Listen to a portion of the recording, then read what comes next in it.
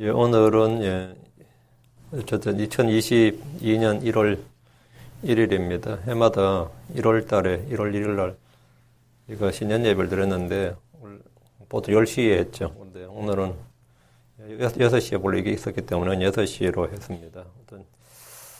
오늘부터 해서 한 몇 주간 2주나 3주 정도 이렇게 시편 19편 하겠습니다. 오늘은 19편 1절, 내일은 2절부터 2절, 3절, 4절. 내일은 일요일이니까 내일 누가복음 없이요. 바로 계속해서 이어서 하겠습니다. 그래서 19편을 마치고 이제 시편 1편, 본래 시편 개론하고 1편 돼 가야 되니까 1편부터 하기가 좀 그렇더라고요. 시간이 거꾸로 돼가 순서가. 그래서 19편부터 했어요. 시편 19편 아주 유명한 장입니다. 시편 19편 강의 이건 아주 유명한, 여러분 너무 유명한 장이니까 우리가 이제 한번 다루도록 하겠습니다. 오늘은 어쨌든 하늘들이 하나님의 영광을 선포하고 이겁니다. 하늘들이 하나님의 영광을 선포하고, 우리 성경에 하늘들이 하나님의 영광을 밝히 드러내고 이렇게 번역되어 있는데 이게 declare입니다. 이게 뭐냐, 선포하다 이 말이에요. 선포하다. 이걸 이제 풀어서 건 거죠. 그냥 선포하다 그리 나온 것 같습니다. 하늘들이 하나님의 영광을 선포하고, 공창이 이렇게 하겠습니다. 1절 같이 읽습니다. 하늘들이 하나님의 영광을 선포하고 공창이 그분의 손으로 행하신 일을 나타내는도다. 예. 시편 19편 보면은 하늘들이, 그게 사람이나 천사들이 아니고 하늘들이 하나님의 영광을 선포하고, 선포한다는 말, 다음에 공창이 그분의 손으로 행하신 일을 나타내는다. 두 번째 나타낸다. 2절에 낮은 낮에게 말하고 말한다. utterer스는 말한다. 입에 마음에 있는 걸 쏟아낸다는 거죠. utter, 되게 스피커 좀 틀립니다. 완전히 쏟아내는 거고요. 말한다. 밤은 밤에게 지식을 보이나니 이렇게 되어 있고요. 그러니까 이제 선포한다, 보여준다, 말한다, 또 보인다 이런 오는데, 사람이나 천사가 아니라 하늘들이, 궁창이, 낮이, 밤이 우리가 일상생활에 겪는, 하늘과 궁창은 공간이고요. 밤과 낮은 시간이에요. 그죠? 시공간이, 우리가 살고 있는 시간과 공간이, 우리가 살고 있는 시공간이 전부 다 하나님을 증언하고 말하고 보여주고 하는, 이거 가장 이제 자연계시다 이 말입니다. 시편 19편은 이제 자연계시. 다음, 그리고 6절까지가 자연계시. 7절부터 9절까지, 12절까지, 11절까지는, 11절까지는 특별계시, 성경이죠. 12절부터 14절까지는 다윗의 기도, 이렇게 세 부분으로 나누어져 있습니다. 잠깐 기도하고 시작합니다. 위대하고 거룩한 주 하나님 감사합니다. 하나님께서 은혜 주셔서 오늘 주의 말씀을 선포합니다. 하나님께서 새해 첫날 또 함께 모여서 예배를 드려주셔서 감사합니다.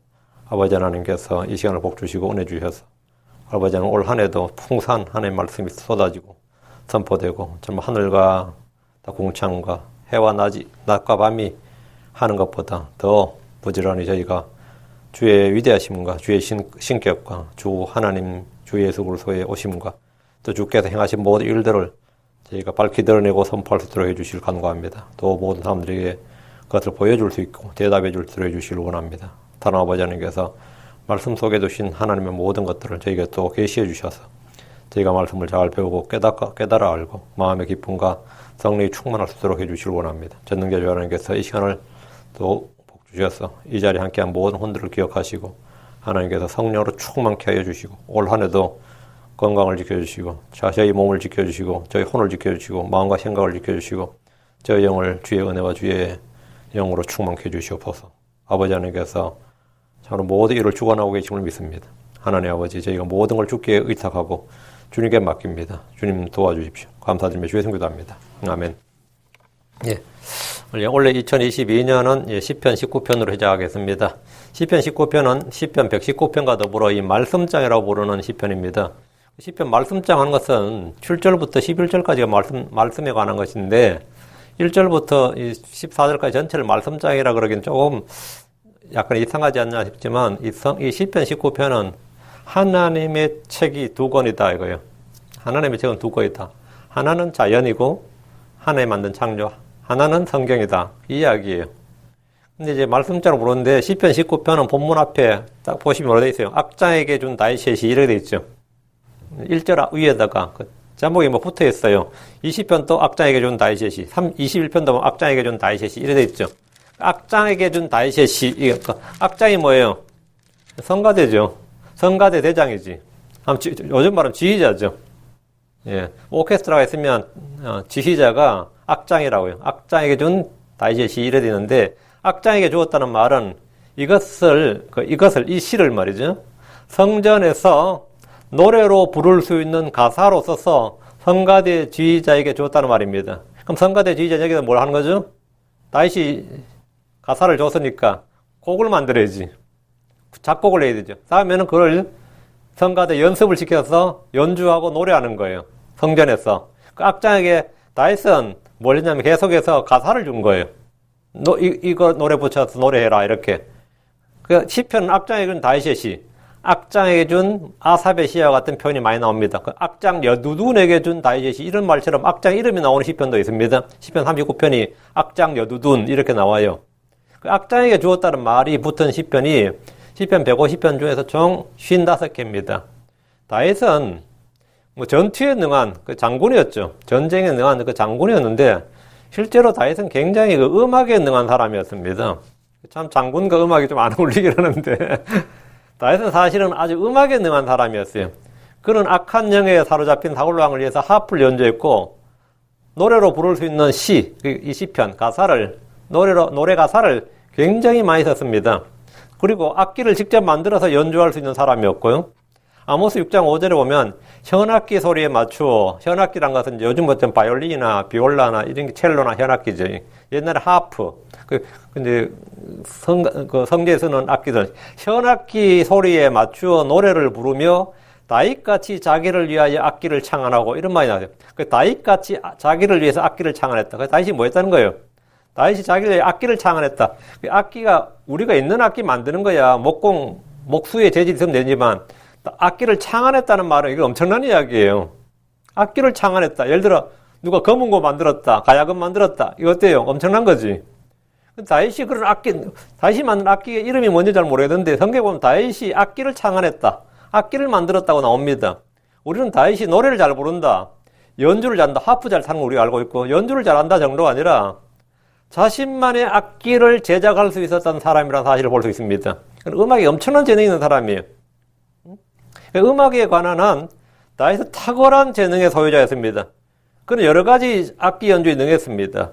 사무엘하 6장 5절에 다윗과 이스라엘의 온 집은 전나무로 만든 온갖 종류의 악기 곧 하프와 비파와 작은복과 코넷과 심벌주로 주 앞에서 연주하니라. 하프와 비파, 야 이건 뭐 심벌주, 작은복 뭐 쭉 나오는데 그는 주 앞에서 노래하고 춤을 추게 되었습니다. 뿐만 아니라 그는 성가대를 조직해서 연주를 했는데 성가대를 10명, 20명, 30명 이렇게 만든 게 아니에요. 열왕기상 15장 16절에 다윗이 레위 사람들의 우두머리들에게 말하여 그들의 형제들을 노래하는 자들로 임명하고 비파와 하프와 심벌주 등의 악기를 올려서 기쁜 소리를 크게 내게 하며 이 다윗의 명령으로 성전 성가대가 조직된 거예요. 다윗은 대규모 성가대를 조직했는데 주를 찬양하도록 임명된 사람이 4,000명이었습니다. 이 엄청난 숫자예요. 오늘날 세계 어떤 오케스트라도 뭐 LA 필하모닉, 뭐 뉴욕 필하모닉 이런 거 나오죠. 그 대도시들마다 자기들이 자랑하는 그 오케스트라가 있는데 오늘 세계 어떤 오케스트라도 이 정도의 규모가 되지 않습니다. 이 정도 규모를 유지하려면 어쨌든 별정직 공무원이에요. 오케스트라도. 그 월급 주고 뭐하고 하려면 그것도 만만치 않는 데다가 또 예술인이잖아요. 근데 이 다윗이 임명한 사람이 4,000명이에요. 국가 행사를 위해서 군악대를 동원해도 4,000명이 동원되지는 않습니다. 음악에 4,000명이 동원된다 어때요? 그 다윗 시대에 성전에서 예배를 볼 때 무려 4,000명의 성가대가 노래하고 연주하는 모습을 생각해 보십시오. 예루살렘 성전이 굉장히 아주 높은 산 위에 있습니다. 그 소리가 온 사방으로 장엄하게 퍼져나갈 겁니다. 4,000명이 노래하고 연주하는 거 엄청난 거죠. 그것도 산 꼭대기에서. 그럼 예루살렘이라는 도시 자체가 뭐가 되는 거예요? 예. 이거는 파리에서 에펠탑 위에서 노래하는 거와 똑같은 겁니다. 그것도 10명, 뭐 10명, 20명이 아니라, 100명 이런 게 아니라, 노래하는 자만 4,000명이라 한번 생각해 봐요. 아우, 엄청난 거지. 역대기상 23장 5절에 또 4,000명 문지기 드렸는데 다윗이 말하기를 찬양하려고 내가 만든 악기들로 4,000명이 주를 찬양하였나이다 하였더라. 4,000명이 주를 찬양했다. 내가 만든 악기로 4,000명이 주를 찬양하였다. 내가 만든 악기들로 이 말은 다시 악기 제작을 명하고 만들어서 보여줍니다. 성가대에서 연주한 악기를 주의 악기들 이렇게 말하는데 역대기 7장 6절에 이 악기들은 전에 다윗 왕이 레위 사람들을 섬기는 일로 찬양할 때에 주의 긍휼이 영원함으로 그분을 찬양하게 하려고 만든 것이더라. 만든 것이더라. 다윗 왕이 만든 것이단 말이에요. 다윗은 연주할 악기를 만들고 지정해 줬습니다. 그 국가 예산을 들여서 악기를 많이 몇천 명 연주하려면 또 악기를 많이 만들어야 된단 말이죠. 자, 그럼 이제 이들이 주 앞에서 노래하고 연주할 수 있는 뭐가 필요하죠? 찬송가가 필요합니다. 찬송가가 필요해요. 요즘 교회마다 찬송가가 있고 복음성가도 있고 각종 성가들도 있습니다. 종교음악이라고 해서 교회는 오랫동안 성가를 작사하고 작곡하는데 많은 노력을 기울였고 그때마다 돈을 줬어요. 그 모차르트나 바하나 이런 사람도 있죠. 우리가 말한 그 유명한 그 음악가들은 대부분 다 종교음악 그 교회에서 고용된 교회에 고용된 사람들이었습니다. 특히 바하 같은 사람들은 교회에서 고용된 사람들이었어요. 이제 나중에 이제 사람들이 다른 걸로 돈벌이 했지만 중세에도 교회 음악이 이거였어요. 종교 음악이라서 교회는 오랫동안 이 성가를 작사하고 작곡하는데 굉장히 많은 노력을 기울였습니다. 이런데 재능 있는 사람들을 뽑아서 계속해서 이제 그걸 맡긴 거죠. 근데 이런 일에 이 가장 적극적인 사람, 그 원조가 되는 사람이 다윗이었습니다.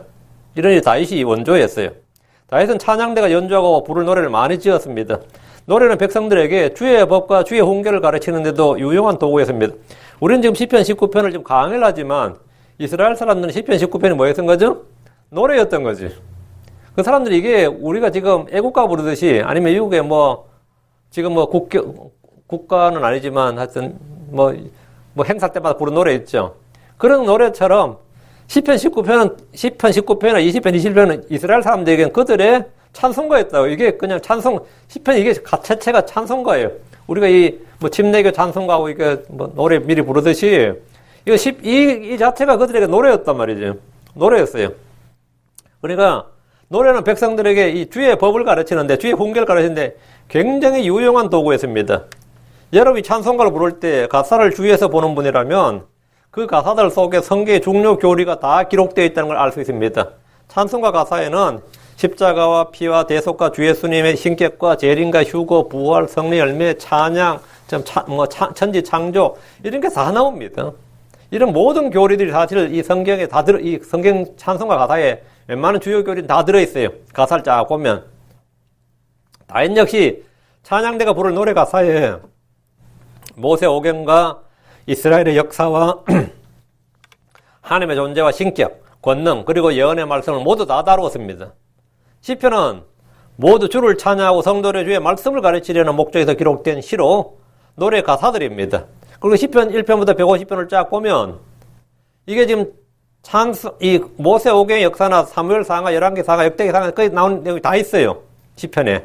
그리고 문제는 이 앞으로 있을 일, 신약에 있는 것도 상당히 많단 말이지. 그 예언이죠, 그거는.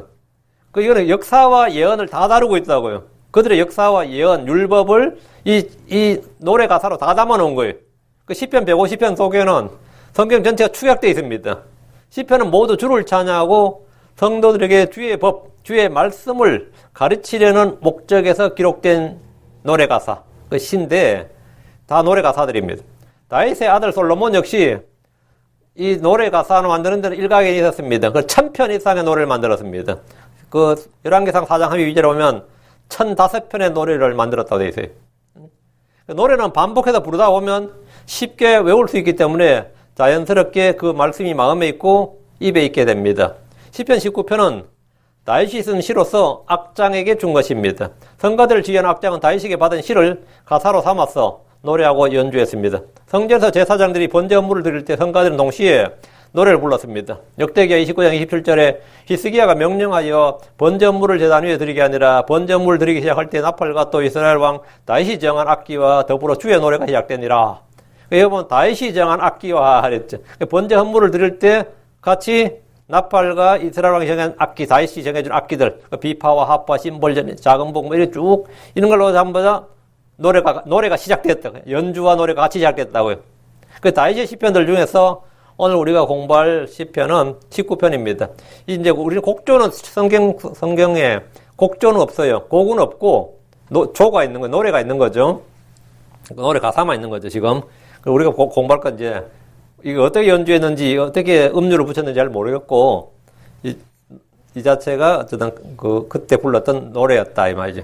이 시편도 역시 사람들의 입에서 찬양으로 불렸던 노래 중 한 곡입니다. 시편 19편을 보십시오. 모두 14절로 되어 있는데 1절부터 6절은 하나님이 만든 우주 만물. 우주 만물하면 이제 하늘들, 궁창들, 하늘들, 궁창, 해와 달과 별들, 그게 궁창에 있는 것들이고요. 낮과 밤. 시공간을 다 다루는 겁니다. 7절부터 11절은 주의 법으로 주어진 하나님의 말씀이란 특별 계시를 다룹니다. 12절, 14절은 주께 받은 말씀을 근거로 다시 하나님께 간구하는 기도입니다. 시편 19편을 읽으면 여기서 최소 7가지 종류 교리를 발견할 수 있습니다. 첫째 교회, 둘째 십자가, 셋째 부활, 넷째 혼의 구원, 다섯째 세상의 행로, 여섯째 재림, 일곱째 삼위일체. 이게 지금 여기 시편 19편에 다 나옵니다. 이런 것들이 1절부터 6절의 자연계시를 통해서 우리가 볼 수 있는 겁니다. 그러나 시편을 공부하는 어떤 사람도 본문에서 이런 진리를 거의 발견하지 못합니다. 크리스천들도 해와 달과 별이 성경에서 의미하는 것이 무엇인지, 하늘과 궁창, 땅이 무엇을 말하는지 성경과 성경을 비교해서 공부하지 않기 때문입니다. 우리는 시편 19편을 통해서 이것들을 모두 공부할 겁니다. 시편 19편 읽으면 하늘들, 궁창, 낮밤이 하는 일을 노래하고 있습니다. 우리가 주목할 말은 1절에는 선포하다, 다음에 보여준다, 2절에 말, 지식, 줄이란 말도 나오죠. 언어, 음성, 줄, 말씀들, 이 좀 중요 어휘가 다 나옵니다, 여기에. 말은 word, 지식, knowledge, 언어, language란 말 나오죠. 음성, voice가 나오고요. line, 줄 나오죠. 그래도 word, 말씀 나오는데, 하늘과 궁창, 낮과 밤이 사람들이 뭔가를 선포하고 말하고 지식을 가르치고 소리를 내고 줄과 같은 말씀들이 땅끝까지 나아간다는 겁니다. 이 작가란 것은, 작가는 자신의 작품을 통해서 자신의 생각이나 사상이나 의도나 말하고자 하는 바, 이 메시지를 보여주고 전합니다. 작품은 그 사람의 자아상이란 말이 있습니다. 화가는 자신의 그림을 통해서 자신을 보여주려고 합니다. 작곡가는 자신의 곡을 통해서 자신을 보이고, 연극인들이나 영화인들은 자신들의 그걸 무대에, 연극을 통해서, 연기를 통해서 자신을, 무대에서 그 연기를 통해서 뭔가 메시지를 전합니다. 창조주 하나님은 자신의 창조물을 통해서 자신을 보이시고 선포합니다. 하늘들과 땅은 그분의 작품입니다. 사람들은 그분의 작품입니다. 크리스천들은 그분의 창조물이고 그분의 특별한 작품입니다. 주께서 그 만드신 것들로 자신의 존재와 권능과 지혜와 신격을 보이시기에 누구든지 그것들을 통해서 하나님을 알고 믿을 수가 있습니다. 하나님께서는 자신의 작품들 속에서 하늘들이나 궁창을 통해서, 아니면 이 땅에 있는 모든 것들을 통해서, 하늘에 있는 모든 이 하늘의 군상들을 통해서 자신을 보이셨습니다. 자신의 존재와 권능과 지혜와 신격을 보이시기 때문에 누구든지 사람들은 하나님을 알만한 그런 근거, 어떤 증거가 있습니다. 사람 속에는 이 본성의 법이 있고요. 자연 속에는 하나님의 신격과 신성이 있습니다. 로마서 1장 19절에 이는 하나님을 알만한 것이 그들 속에 분명히 드러나 있기 때문이라. 하나님께서 그들에게 보이셨느니라.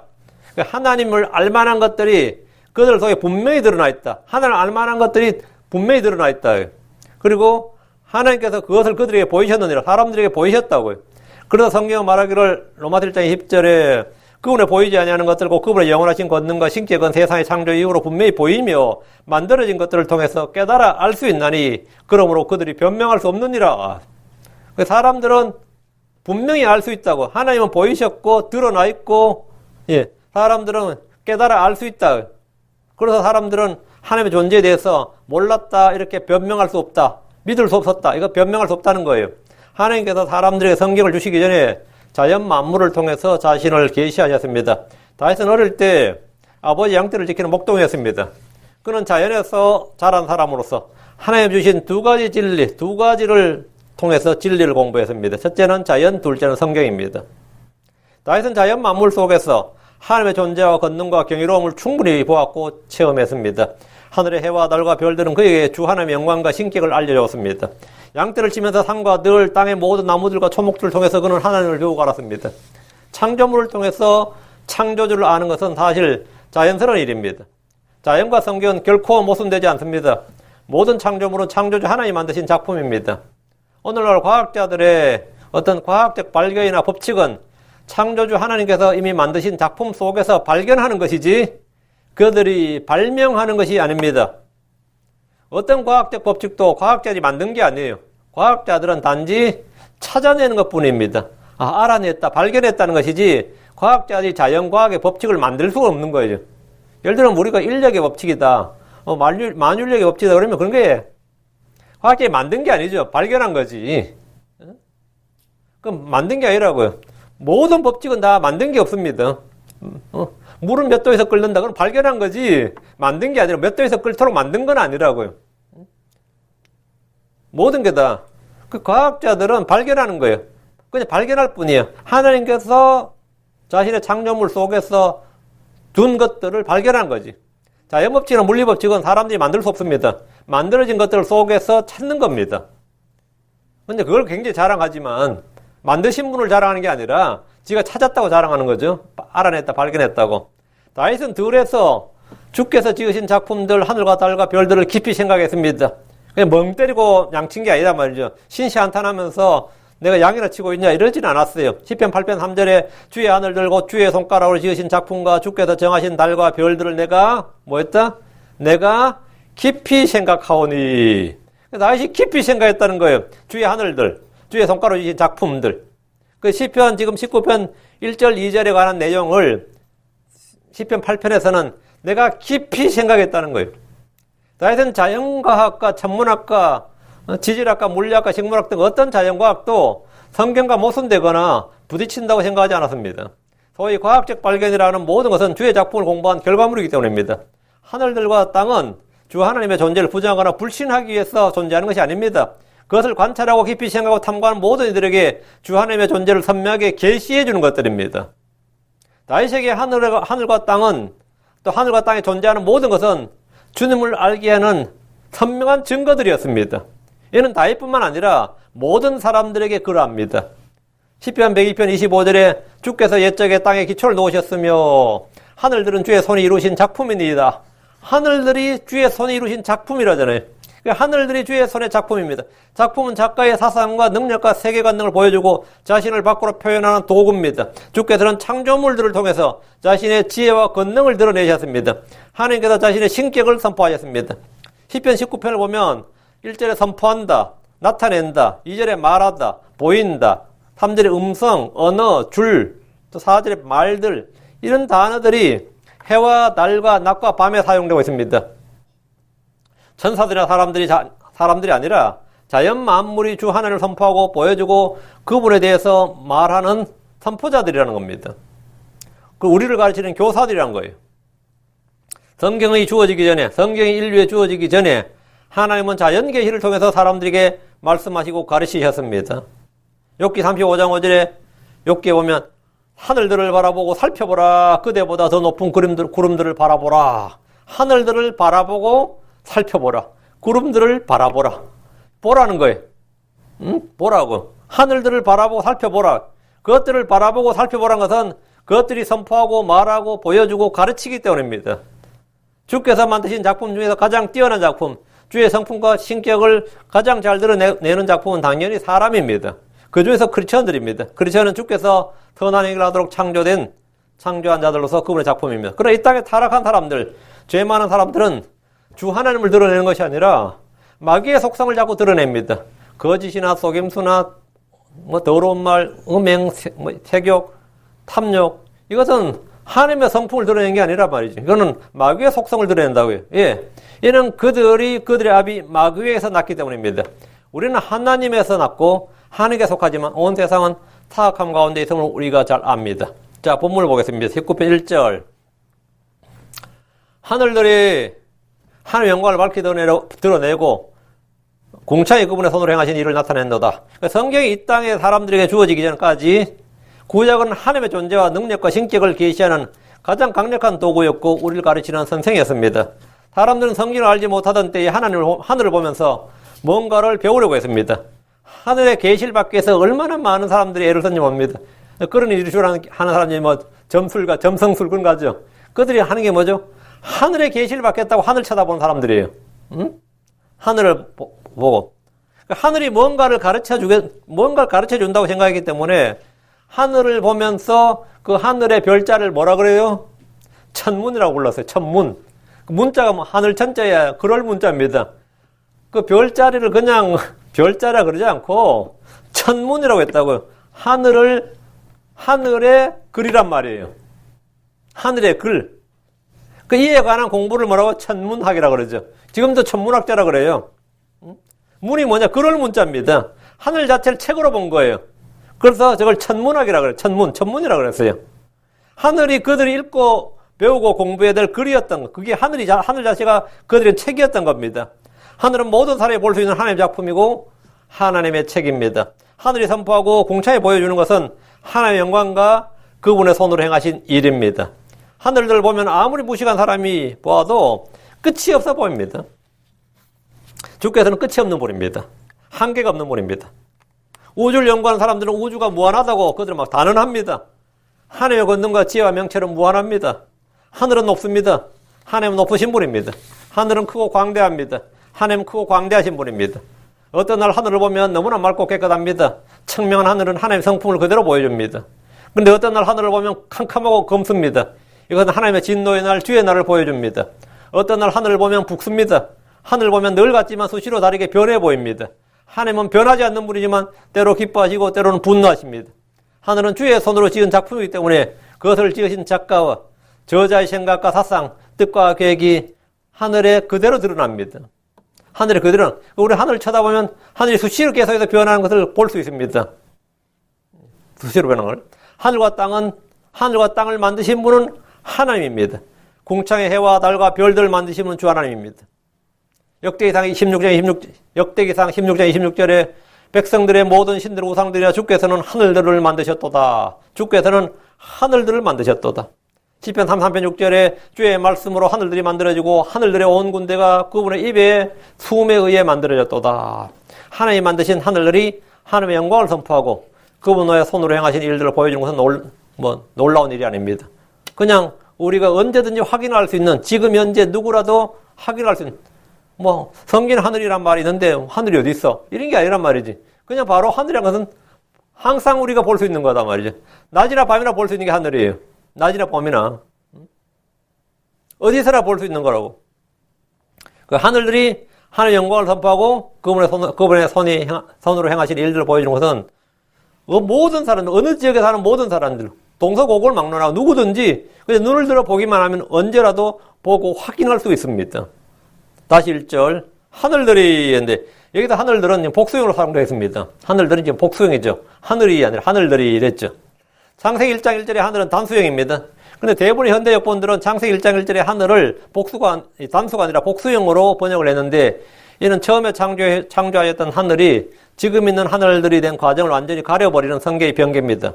여러분 NIV나 킹제임스 성경을 제외한 모든 현대 역본들은 In the beginning God created the heavens and earth 이렇게 되어 있어요.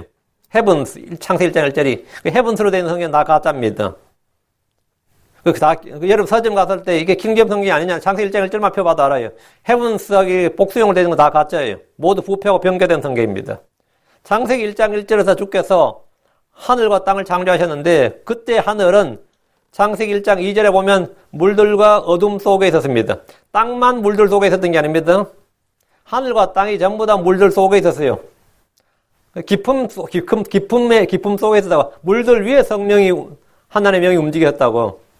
하늘 위에 성령이 움직이신 게 아니고 땅 위에 성령이 움직인 게 아니에요. 깊음의 물들 위에 성령이, 표면 위에 그 물들 위에서 성령이 움직였다고.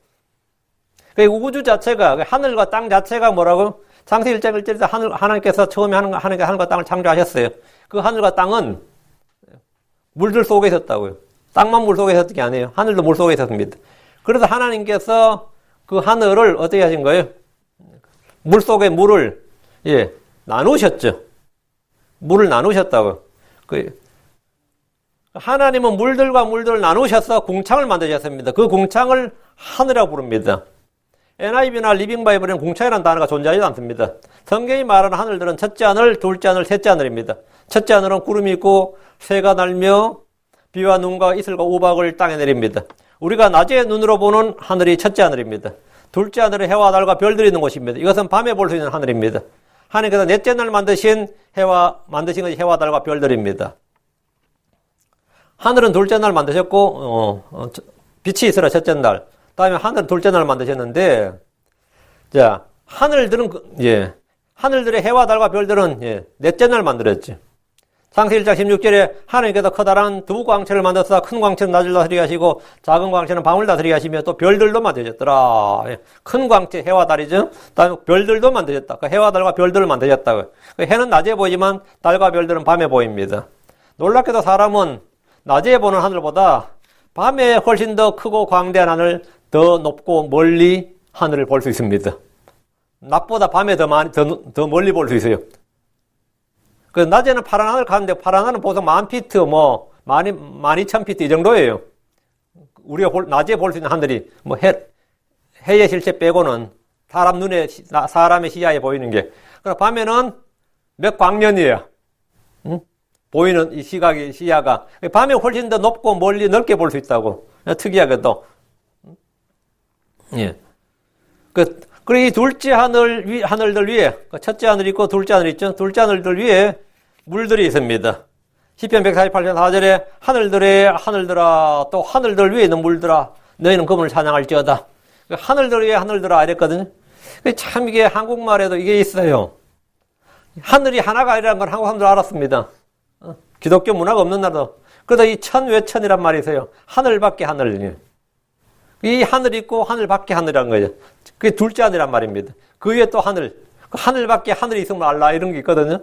실제 우리 고대에도 그런 게 있어요. 하늘 있고 하늘 밖에 하늘이 있다고. 둘째 하늘 있고 그 둘째 하늘 위에는 뭐가 있다? 물들이 있다고. 하늘들 위에 있는 물들아. 이 물들을 기품이라고 합니다. 땅의 바다와 땅에 있는 물들에 대해서는 사람들이 다 알지만 둘째 위에 있는 물들, 기품의 바다에 대해서는 안에 있는 성경 신자들 외에 없습니다. 우리는 성경을 통해서 어떤 천체 물리학자들보다 더 뛰어난 지식을 가지고 있습니다.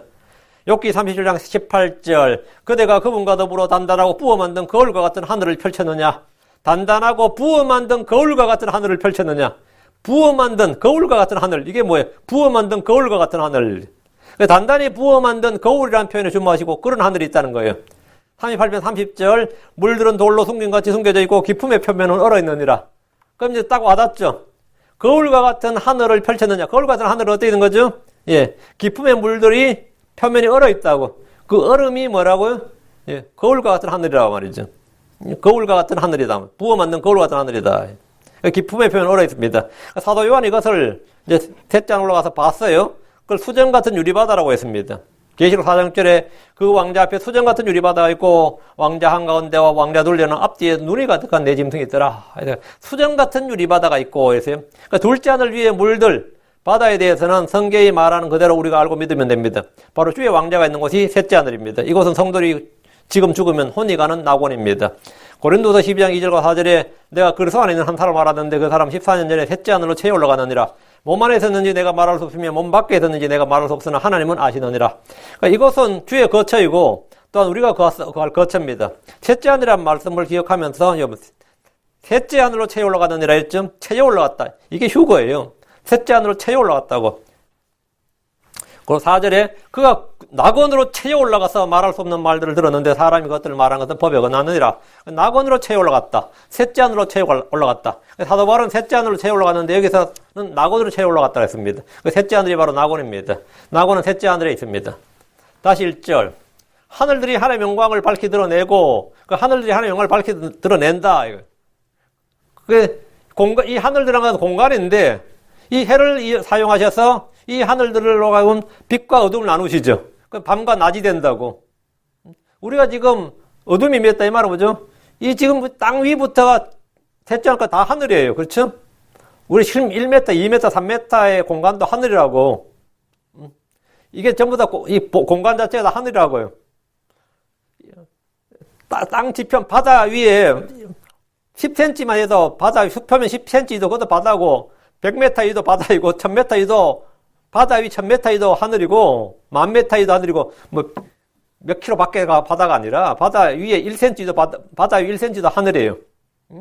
그 하늘이라고. 그 하늘을 보이는 하늘, 낮에는 보이는 하늘, 밤에는 보이지 않는 하늘. 시공간을 이렇게 하는 게 딱 교차시킨다. 동일한 공간인데 낮과 밤을 나누셔서 뭡니까? 보이는 시야를 뭐라고요? 바꿔놓는 거죠. 낮에 보이던 하늘을 밤에는 안 보이고, 밤에 보이는 하늘은 낮에 안 보이고, 이렇게. 이게 그 시간과 공간이라는 것은 이렇게 서로 교차한다고요. 동일한, 지금 밤 별로 잘 안 보이잖아요. 밤이다, 이게. 낮에 잘 보였던 것들이야, 다. 근데 지금은 밤이 되면서 이제 안 보이는 시간의 차이죠. 공간은 변화가 없어요. 시간의 변화가 있는 거지. 지금 그렇죠? 하늘들이 하늘 영광을 밝게 드러내고 이랬는데, 하늘들이, 중요한 주어는 하늘인데, 하늘들이 하는 일이 뭐냐면, 핵심은 하나님의 영광이죠. 하늘들이 자기를 드러내는 게 아니다. 하늘들은 하나님의 영광을 드러내지. 사람들은 하늘들이 드러내는 하늘들, 자연 현상만 보는 거지, 하늘 영광을 잘 못 본단 말이야. 하늘들은 자연 현상을 사람들에게 알려주는 게 목적이 아니고, 하늘들이 하늘 영광을 선포하는 게 목적이에요. 하늘들은 하늘 영광을 선포한다고. 하늘들이 하나님 영광을 선포한다. 이게 뭐냐면, 하늘 영광이 뭐냐? 하나님의 임재로 인한 그분의 현현. 그게 뭐냐? 현현, 어필, 하나님의 나타나심. 그게 하나님 영광이에요. 주께서 시내산 위로 오셨죠. 그것에 주의 영광이 가득했다 그럽니다. 그 하나님 나타나심이 가득했다. 이 말은 이상하잖아요. 하나님 나타나셨다. 하나님 오셨다. 이건 그냥 동사인데, 그 하나님 오셨는데, 하나님 오심을 그 영광의 구름이 쉐키나가 그 산을 덮으면서 백성들이 볼 때마다 하나님의 영광이 가득했다. 이렇게 말해요. 하나님의 영광이 가득했다. 이 말은 하나님의 나타나심, 하나님의 임재가 명백했다. 이 말이에요. 이 말은 주의 임재로 인한 그분의 명백한 나타나심을 말합니다. 성막에 주의 영광이 가득했어요. 그렇죠? 이 말은 뭐냐면 주의 임재로 인한 그분의 나타나심이 분명했다. 주의 현현이단 말이에요. 주께서 주의 영광을 하늘들 위에 두셨습니다. 주의 영광은 하늘들보다 높습니다. 주께서 주의 영광이 이 땅의 시내산 위나 성막이나 성전에 나타날 때 광야의 백성들의 이스라엘 사람들은 그들의 눈으로 그분의 영광을 직접 봤습니다. 변화사에서 베드로와 요한과 야고보는 주의 영광과 주의 영광의 구름이 그들을 덮는 것을 직접 체험했습니다. 직접 눈으로 보게 했고 체험했어요. 성경이 말하는 하나님의 영광이란 건 뭐냐? 주의 어떠하심이 나타나고 드러나는 겁니다. 하늘들이 하나님의 영광을 선포한다는 것은 하늘들이 하나님의 신격과 그분의 속성을 드러내고 나타내고 드러나 보여준다는 겁니다. 하늘들이 하나님의 영광을 선포한단 말이에요. 그 하늘은 땅보다 높습니다. 이는 하나님의 높으심을 보여주는 겁니다. 하늘의 해는 하나뿐입니다. 하나님 한 분밖에 없다 이 말입니다. 하늘의 달도 하나밖에 없습니다. 하나님의 교회 역시 하나님 하나뿐입니다. 별들은 셀 수 없이 많습니다. 이것은 이 땅의 성도들의 수가 이렇게 불어날 것을 말합니다. 해가 질 때 하늘은 붉게 물듭니다. 이것은 의의 해가 대신 초림의 예수 그리스도의 죽으심, 그분의 흘린 피를 보여줍니다. 해가 뜰 때도 마찬가지입니다. 예수 그리스도의 죽으심으로 말미암아 교회가 밤이 됐단 말이죠. 해가 질 때 해가 굉장히 붉어요. 진짜 그 어디나 수평선을 보면 지평선을 보든 수평선을 보든 해가 지는 걸 여러분이 보면 굉장히 붉단 말이죠. 그 의의 해가 대신 예수 그리스도의 죽으심, 초림의 죽으심이 선셋이에요. 그분의 흘리신 피를 보여주는 겁니다. 그래서 아침에 해가 뜰 때는 왜 그러냐고요. 해가 뜰 때도 마찬가지 굉장히 붉은 해가 뜹니다. 하얀 해가 화이트선이 아니라 뜰 때는 다 붉은 해요. 레드선이라고. 예수 그리스도의 재림은 해가 뜨는 것에 비유되는데 의의 해가 뜨는 거죠. 지금 우리가 아침이 가까웠다 그러잖아요. 해가 뜰 때가 가까웠다 이 말이에요. 해가 뜰 때가 가까웠다는 말은 예수 그리스도 오심이 가까웠다, 재림이 가까웠다 이 말이죠. 주께서 오실 때 이 땅에 흘릴 피가 얼마나 많을지 생각해 보십시오. 그날에 주의 칼에 죽은 사람들의 피가 말고뼈까지 차오를 겁니다. 계시록 14장 20절에 도시 밖에서 그 포도즙 틀이 밟혔고 포도즙 틀에서 피가 나와 말 굴레까지 닿았으며 1600 스타디온이나 퍼졌더라. 이 피를 기억하는 거예요. 피를. 그 해가 질 때도 피, 해가 뜰 때도 피예요. 그 주의 오심은 언제나 뭐나 피로 점철되어 있다고요. 주께서 죽으실 때, 주께서 오실 때 하늘의 해와 달은 의인과 악인을 가리지 않고 모두에게 빛을 줍니다. 하나님의 긍휼과 은혜는 해와 달처럼 보편적입니다. 차별이 없습니다. 하늘의 비는 모두에게 내립니다. 해와 달은 사람들의 신분과 지위와 인종과 성별과 민족과 빈부귀천, 병자냐 약자냐 이런 걸 전혀 가리지 않습니다. 사람의 외모를 전혀 가리지 않는다고요. 그의 행위나 인격이나 신분이나 이런 걸 전혀 가리지 않아요. 햇빛 아래서는, 해 아래서는 아무 차별이 없어요. 마태복음 5장 45절에 그분께서는 자신의 해를 악한 자와 선한 자 위에 떠오르게 하시며 비를 의로운 자와 불의한 자 위에 내려주시니라. 보면 그분께서는 해를, 그렇게 됐죠. 그분께서 자신의 해를 이랬어요. 해는 주님의 해다. 땅도 마찬가지로 주님의 것이지만 주님께서 자신의 해를 악한 자와 선한 자 위에 떠오르게 하시며 비를 의로운 자와 불의한 자 위에 내려주시니라. 하나님의 긍휼과 은혜, 친절과 사랑은 모두에게 나타나며 누구에게나 보여지고 부어집니다. 그럼 우리가 해를 통해서 이 하나님의 속성을 아는 거죠. 그리스도 안에서는 외모의 차별이 없습니다. 하나님은 사람 외모를 중시하지 않으시고 외모를 따라 사람을 취하지 않습니다. 하늘이 사람들이 보여주고 말해준 것은 매우 많습니다. 하늘 아래 사람은 다 하늘 아래 있는 거지 뭐. 그렇죠? 해와 달은 밤과 낮을 구분해주고 보여줍니다. 하루와 한 달과 1년과 같이 시간과 계절을 나타내고 보여줍니다. 창세기 1장 14절에 하나님께서 이르시되 하늘의 공창에 광채들이 있어서 밤에서 낮을 나누고 또 그것들은 표적들과 계절들과 날들과 해들을 나타내라. 해들을 나타내면 연도를 나타내라 이 말입니다. 표적들과 계절들과 날들과 이렇게 연도를 나타내라. 하늘의 공창에 있는 것들이 밤과 낮을 나누고 표적들과 계절들과 날들과 연도를 나타내 줍니다. 이는 하나님의 계획과 질서를 보여줍니다. 하나님은 때를 정하시고 그 때에 맞게 일한다는 사실을 보여주는 겁니다. 하늘에 있는 하나님의 작품들은 관상용이 아닙니다. 사람들에게 구경하라고 있는 게 아니에요. 그것들은 우리의 생존과 삶의 매 순간에 큰 영향을 미칩니다. 우리의 감정에도 영향을 미칩니다. 해가 뜨는 날하고 안 뜨는 날은 사람들의 기분이 달라요. 추운 날과 더운 날도 당연히 기분이 다르고, 날씨가 사람들의 삶에 미치는 영향을 생각해 보십시오. 날씨는 경제생활에, 농업에만 영향을 미치는 게 아닙니다. 모든 산업에, 모든 삶에, 실제 내 자고 일어나는 것까지, 내가 외출하고 뭐 하는 것까지 날씨 다 영향을 받아요. 날씨는 경제생활에, 내 삶에, 모든 삶에 엄청난 영향을 미칩니다. 다시 1절. 하늘들이 하나님의 영광을 밝히 드러내고 하늘들이 하나님의 영광을 선포하고 있는데, 드러낸다고 번역된 이 말은 선포하답니다. 하늘들이 열린다, 하늘들이 닫힌다, 하늘들이 해체된다, 하늘들이 비를 내린다 등의 말은 우리가 흔히 쓰는 표현입니다. 그런데 이와 달리 하늘들이 선포한다 이 말은 독특한 표현입니다. 하늘들이 하늘의 천사들이나 대언자들처럼 뭔가를 선포합니다. 성경은 하늘들이 하는 일에 대해서 여러 가지를 말해줍니다. 첫째, 하늘들은 하나님의 영광을 선포합니다. 하늘들이 소리를 낸다는 거예요. 시편 77편 17절에 구름들이 물을 쏟고 하늘들이 소리를 보내며 주의 하늘들도 널리 날아갔나이다. 하늘들이 소리를 보내며, 이건 천둥 소리를 말해주러. 하늘들이 소리를 보내며, 하늘들은 선포한다, 소리를 낸다. 둘째, 하늘들은 듣습니다. 사람들이 외치고 부르짖으면 하늘들은 듣는다고요. 이사야 1장 2절에 오 하늘들이여 들으라, 하늘들이여 들으라, 오 땅이여 귀를 기울이라. 주께서 말씀하시기를 내가 자식들을 먹이고 키웠거늘 그들이 나를 거역하였도다. 하늘들이여 들으라 했죠. 하늘들이 들으라 그랬어요. 셋째, 하늘들은 노래합니다. 이사야 49장 13절에 오 하늘들이여 노래하라, 오 땅이여 기뻐하라, 오 산들이여 소리내어 노래하라. 주께서 자신의 백성을 위로하셨은즉 자신의 고난받는 자들의 긍휼을 베푸시리라. 하늘들이여 노래하라 했죠. 넷째, 하늘들이 주의 이적을 찬양합니다. 시편 89편 5절에 오 주여 하늘들이 주의 이적들을 찬양하며 또 주의 신실하심도 성도를 해준 가운데서 찬양하리이다. 하늘들이 찬양한다요. 하늘들이 주의 이적들을 찬양한다. 다섯째, 하늘들이 다스립니다. 다니엘 4장 26절에 또 그들이 그 나무의 뿌리들의 그루터기를 남겨두라고 명령하였은즉 하늘들이 다스림을 왕이 안 뒤에야 왕의 왕국이 왕에게 확실히 돌아가리이다. 여보면 하늘들이 다스림을 왕이 안 뒤에 하늘들이 다스린대. 그 하늘은 선포하고 소리를 내고 말하고 듣고 노래하고 찬양하고 다스린다. 무신론자나 불신론자들, 뭐 성경을 전혀 알지 못하는 사람들라도 그들이 쓰는 관용구가 뭐냐면 하늘이 안다 그래요. 비밀이 어디 있냐? 하늘이 아는데. 하늘이 안다. 야, 뭐 이건 하늘의 뜻인가 보다. 이 불신자들 입에서 나오는 말이야. 이거 하늘의 뜻인가 보다. 또 뭐 잘한데 뭐죠? 하늘이 막는다.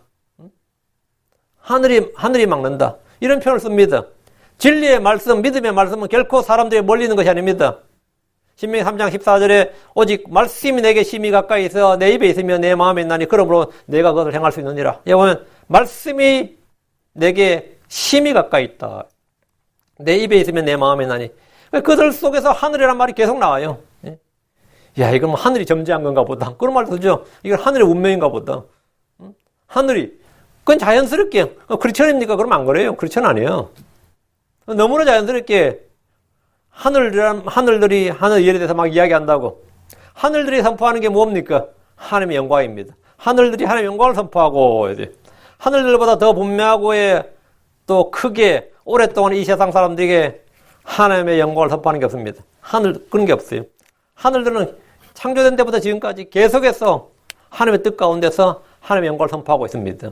지금도 선포하고 있고요.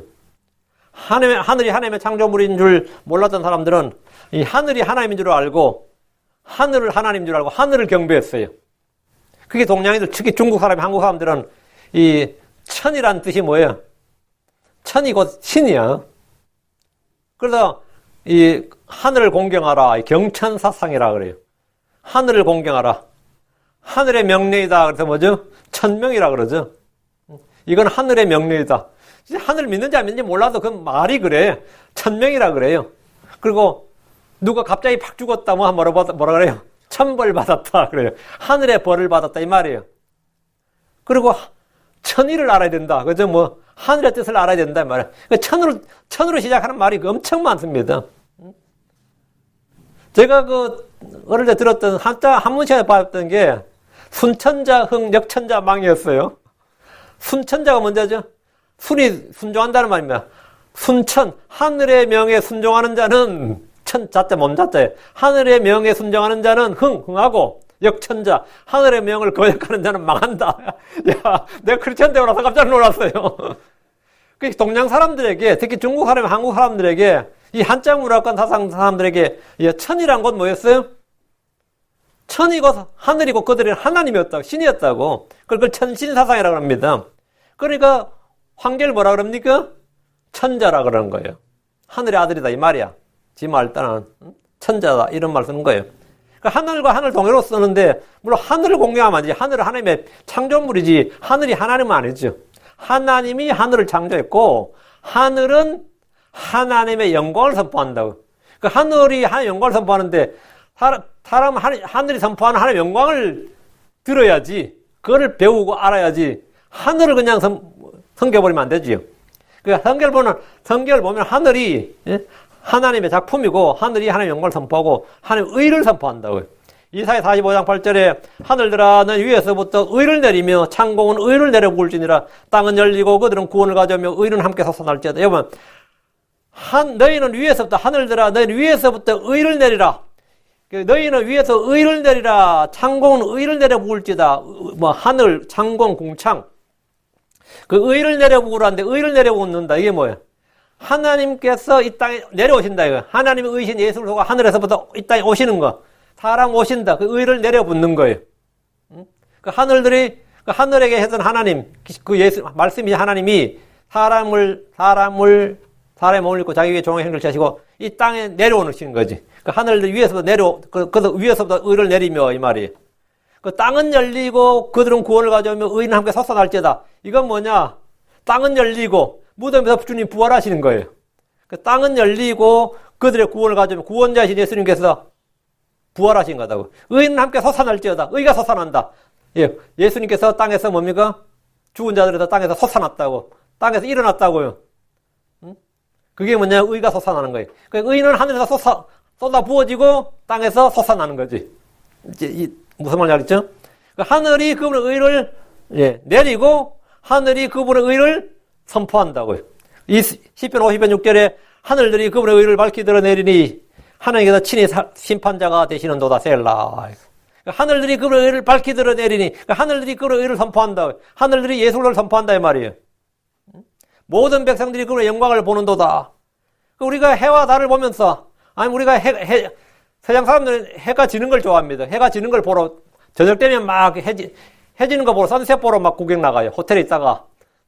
에이시안들은 해 지는 거 별로 중요시 않습니다. 해돋이를 중요하셔야지. 그래서 뭐 동해로 간다 그런 말 하죠. 뭐 새해 뭐 해돋이 맞이하기 뭐 그런 거. 그거 뭐 동해 쪽에 가면 뭐 포항부터 시작해서 강원도까지 동해 쪽에는 호텔이 꽉 차요. 해돋이 보겠다고. 해돋이를 좋아하지. 그 해돋이를 좋아한다는 건 주위에 재림을 맞겠다는 말인데 해가 지는 것은 주위에 죽으심, 해가 돋는 것은 주위에 오침, 재림. 이게 전부 다 주 예수를 선포한다. 의를 드러낸다고요. 이거 뭐 크리스천들 빼고는 물론 모르죠. 이거는 하늘들이 하나님이 계시다는 것을 암시하는 정도가 아니라 이 성경 다이에 따르면 하늘들은 하나님이 계시는 걸 뭐 선포한다. 누구냐 하늘들을 보면 하늘들을 보면서 하나님이 없다고 말한다. 이건 말이 안 되는 거단 말이죠. 응? 누가 여기 오두막집 하나가 있어도 보니까 아 사람이 지었구나 이렇게 알잖아요. 응? 여기 오두막집이 있는데 야 여기는 뭐 이건 자연 발생적으로 생겼다. 이렇게 생각하는 사람 아무도 없고 곰이나 호랑이가 만들었다 이런 생각은 없다고요. 어? 야 여기 뭐 원숭이들이 많이 사냐 수천 년 사니까 원숭이들도 집을 짓네 이런 오두막집을 짓네 이런 사람은 없다고. 그런 사람이 있으면 진짜 정신병원 가야 돼요. 여기 옛날에 사람이 살았던 흔적이 있네 이러지. 사람이 살았던 흔적이 있네. 그러니까 집을 보면 사람을 생각하게 된다. 집을 보면 오두막집이든지 원두막이든지 뭐 통나무집 하나라도 뭐예요? 사람이 살았던 흔적을 그 사람이 살았던 증거를 나타낸단 말이지. 우리가 하늘을 보면 하늘과 땅을 보면 뭡니까?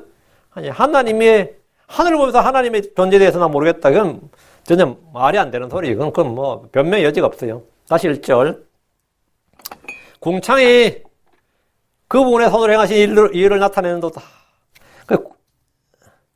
궁창이 나타내는도다 했는데 이게 쇼예요. 쇼. 보여주는도다. 이런 거는 좀 한국 번역을 완전히 바꿔봤으면 좋겠어요. 궁창이 그분의 손으로 행하신 일을 보여주는도다. 하늘들이 하나님의 영광을 선포하고 궁창이 그분의 손으로 행하신 일을 보여주는도다. 궁창이 보여주죠. 궁창이 보여준다고. 나타내는다. 보여주는도다. 궁창이 쇼 보여준다고요. 궁창이 보여주는도다. 예. 궁창은 둘째 날 만들어졌습니다. 주께서 첫째 날 빛이 있으라 말씀하셨고 둘째 날 물들의 한가운데 궁창이 있고 또 그것에 물들에서 물들을 나누라 말씀하셨습니다. 주께서 궁창을 만드사 궁창 위에 물들에서 궁창 아래 물들을 나누셨습니다. 그 궁창을 뭐라 불렀어요? 하늘이라고 불렀습니다. 그 궁창이 하늘이에요. 이 궁창이 첫째 하늘과 둘째 하늘입니다. 하나님께서 궁창을 하늘이라고 부르셨고 궁창에는 이 궁창에 만드신 광채들이 해와 달과 별들입니다. 주께서 두신 광채들은 땅 위에 빛을 주라는 명령대로 빛을 주기 위해서 둘째 하늘에 두었습니다. 첫째 하늘도 궁창입니다. 창세기 1장 20절에 보면 땅 위 하늘에 열린 궁창에서 나는 날짐승들을 풍성히 내라 이러거든. 땅 위, 뭐 10m든 20m, 100m든 간에 땅 위 하늘에 열린 궁창에서 나는 날짐승을 풍성히 내라. 날짐승들이 나는 것은 뭐야? 첫째 하늘이죠. 그것도 궁창이라고요. 첫째 하늘도 궁창이고 둘째 하늘도 궁창인데 여기서 이 말씀이 창세기 1장 20절에서는 궁창은 첫째 하늘이에요. 궁창이 그분의 손으로 행하신 일을 나타낸다는 것은 거기에 하나님의 작품인 해와 달과 별들이 전시되어 있기 때문입니다. 도심 속에서는 하늘을 보아도 별을 많이 볼 수 없습니다. 시골이나 산간지역이나 바닷가에서 하늘을 한번 올려다보면 별의 수요에 정신이 아찔할 정도입니다.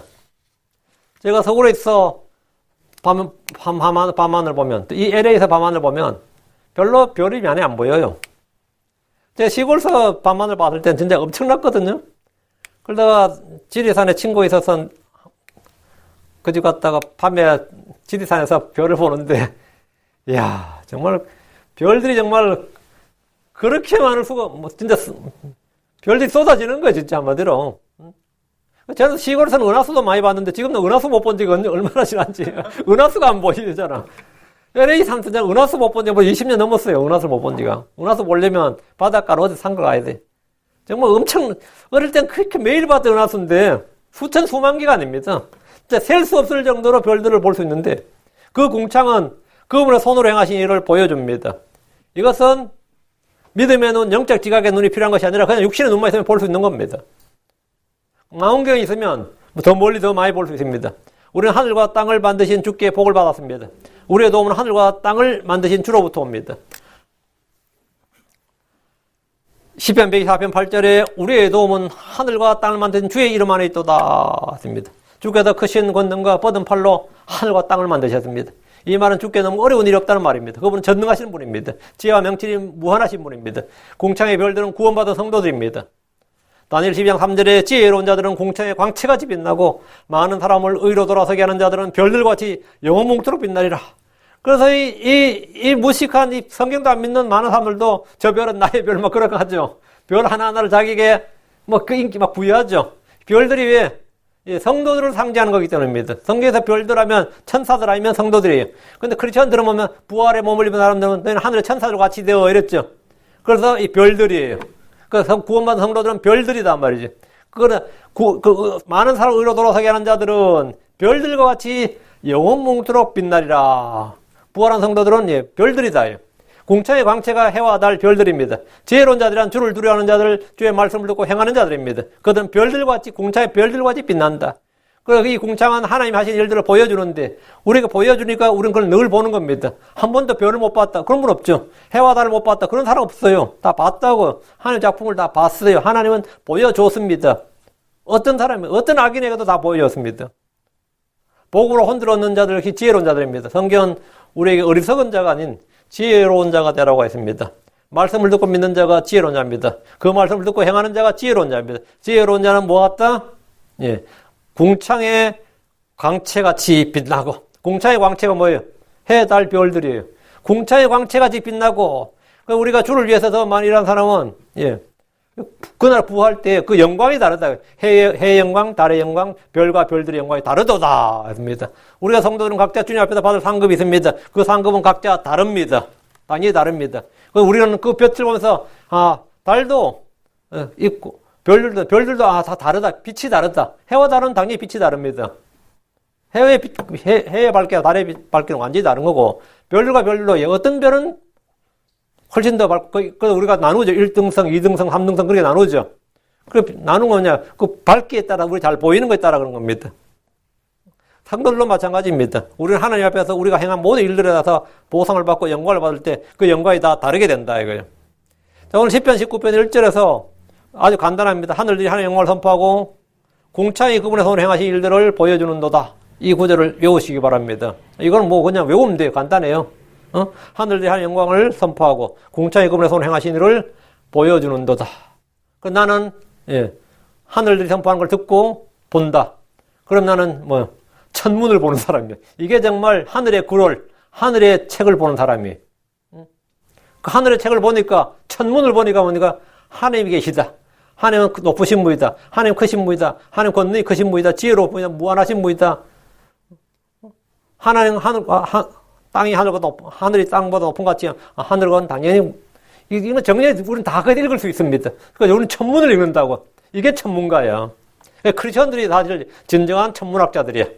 하늘을 보면서 천문을 읽을 수 있느냐 이거예요. 너희들이 천문을 읽을 수 있느냐? 읽을 수 있느냐?